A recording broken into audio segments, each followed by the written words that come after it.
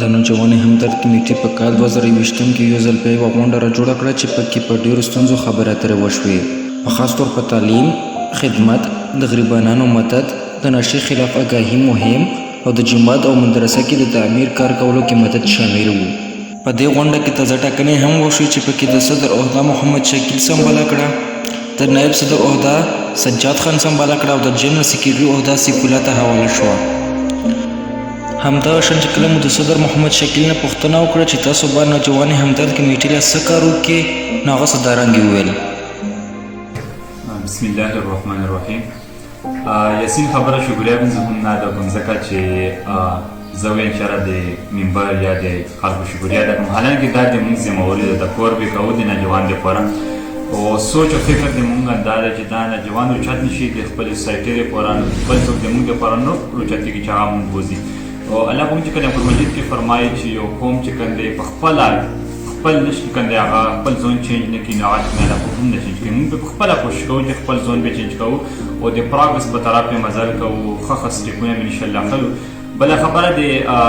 ممبر چې کوم دی هغوی اعتماد وکړو، دا یو غټه ذمهواري ده، حالانکې ډېره غټه ذمهواري ده. انشاءالله موږ به بھرپور کوشش کوو چې هغوی له یو ښه ریسپانس ورکړو، یو ښه جواب ورکړو او د کوم نوی نسل په موږ سره روان دی چې هغوی لپاره یو ښه سټیپ وکړو، هغه هم په موږ پسې روان شي. نن سبا چې څوک په معاشره کې نسل په غلطو لار روان دی، خو صرف د موږ سوچ او فکر دا دی چې موږ خپله سوسایټي چې کوم دو هغه چې کوم دی ایجوکیټډ کړو او یو مینه محبت په خپل منځ کې پیدا وکړو. سره همدغه شان چې کله مو د صدر نه د نشې نقصان په باره کې پوښتنه وکړه چې تاسو نوجوانې همدرد کمیټې د نشې خلاف څه آګاهي مهم کړې دي، نو هغه صدارنګ وویل: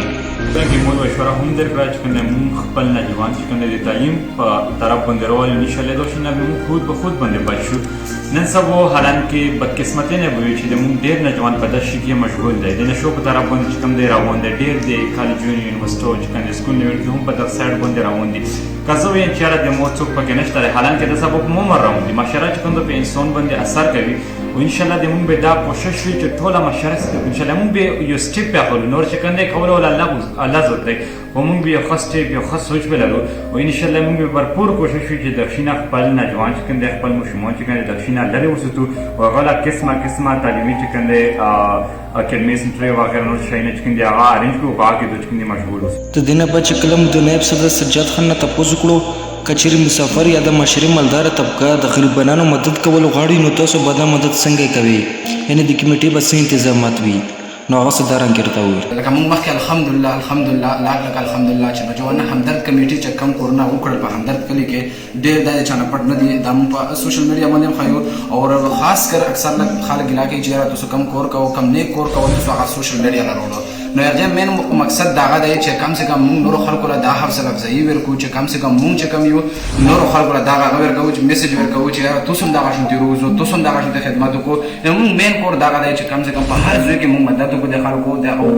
خبره ته یو داسې پوښتنه وکړله چې د غریبانو کم لیول دی موږ سره، حالانکې که وګورو موږ په ځل خود په ډېرو ځایونو کې کتلي چې ډېر غریبانو خلک شته دی، خو موږ د سره په همدرد کلي کې داسې سټیپ اخیستی دی چې انشاءالله العزیز ډېر حده پورې هغه خلک موږ میډیا له لوري راوستي، هغه خلک موږ چې کوم دی ډېر حده پورې پټ کړي دي او هغو سره موږ پټ په پټه باندې مدد کړی دی. دا نه مخکې موږ کړی دی، موږ صدر چې کوم هغه هم ډېر حده پورې مدد کړی دی. همدغه شانتې دا سره تو بله پوښتنه وکړله د غریبو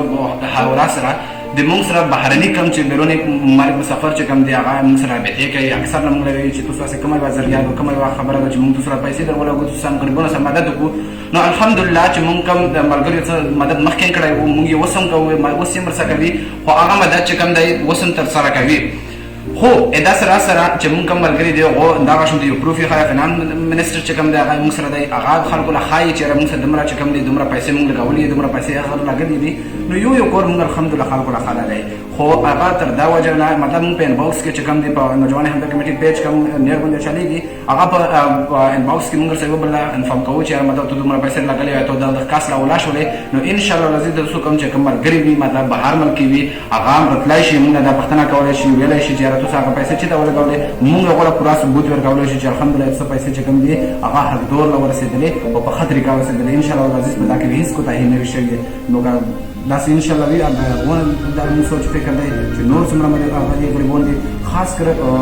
تو نه زه دا یوه پوښتنه ځکه کوم چې موږ سره کومه مسله دغه د تعلیم مسله ده نو تعلیم مسله کې ډېر خلک داسې دي چې هغه بس غریبان د وجه نه پاتې شوي دي د تعلیم خراجات ډېر زیات شوي دي نن سبا خایده بدر نو دغه وجه نه تعلیم مسله نو هغه انشاءالله موږ ډېر پرې حل کړي دي ډېر کوششونه کړي دي ډېر کسانو موږ سکولونو کې انګیج کړي دي او ورکړي دي همدغه شان دي نور موږ کوشش کوي خو دا غټه مسله ده نو ټولو مسلو چې کوم دی یو حل دی چې هغه موږ فینانسلي په خپله باندې کمزوري یو نو موږ کوشش دا چې مطلب موږ سره ځینې داسې خلک وي چې هغه مزدوره وي هغه وایي چې موږ د پیسې چې دا په ښځو کې ورکړو نو انشاءالله العزیز نوجوان همدرد کمیټي دا تاسو له په اعتماد سره وایي په هر یو انګل باندې تاسو وایي چې انشاءالله العزیز تاسو خپل پیسې چې کوم دي تاسو کوم چې شیان به کوم زپورټ چې شیان دي انشاءالله العزیز تاسو له هر یو پروف درکولای شي تاسو موږ بیا پوښتنه کولای شي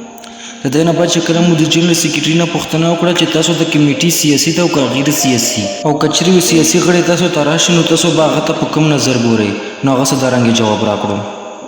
بسم الله الرحمن الرحیم. ډېره ډېره مهرباني اجازه پرېږدي زه اول